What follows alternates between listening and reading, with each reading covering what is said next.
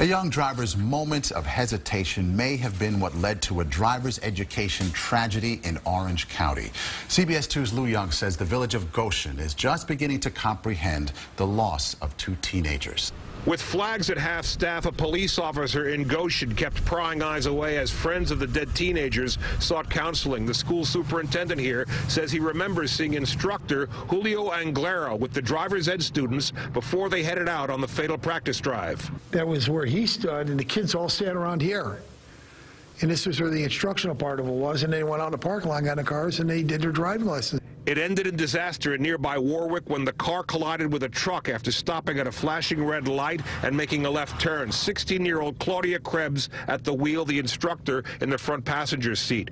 Two rear seat passengers, students Paul Vanderen and Antonio Baglivo, were killed. Krebs and student Lucas O'Connor remain hospitalized. O'Connor is in critical condition. When you look at the truck, you'd barely even know it was in an accident. State police have now inspected it for mechanical defects, but initial forensics at the scene indicate the student driver may have pulled out into the roadway, hesitated, and the driver simply wasn't able to stop in time. In my opinion, I don't believe that speed was a factor.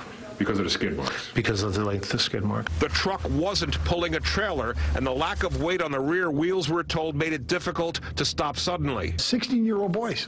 You know, you get up in the morning, you figure I'm going to driver ed class, I'm going to have my instruction, and I'm going to drive that day, and to think they're, you know, 24 hours ago, things changed the way they did, and it's so sad. The instructor employed by the CAT Driving School of Middletown has a good record. The lesson he was teaching is still up on the board. Safety tips, especially haunting, is the third item. Predict the worst. We're in Goshen, Orange County. Lou Young, CBS 2 News. And a candlelight vigil is planned for tonight in Goshen at the high school gym.